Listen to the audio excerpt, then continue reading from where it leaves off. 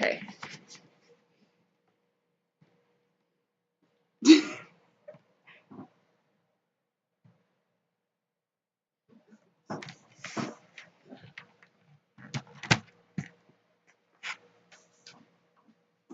Okay.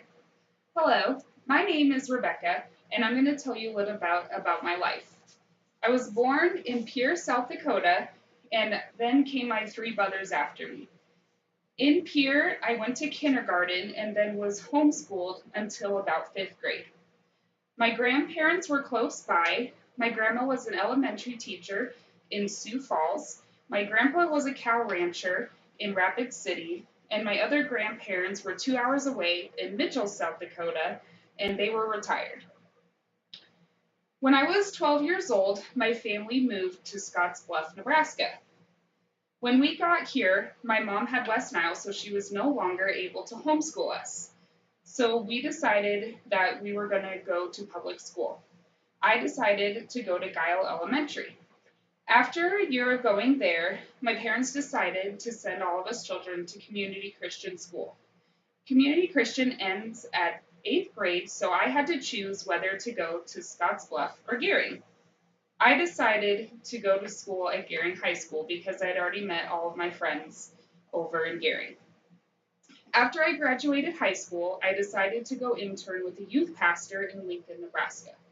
I was there for a little over a year until my gallbladder started failing and I had to come back and have surgery to get it taken out. When I moved here, I got my gallbladder taken out and then became a barista at the Daily Grind. I worked there for over a year and then decided that I wanted to move to Denver. I ended up living in Denver for about 5 years. I moved to about 6 different locations and had random jobs until I finally figured out what I wanted to do. At first, I got my CNA license because I thought I really wanted to be a nurse, but that ended up not being the case.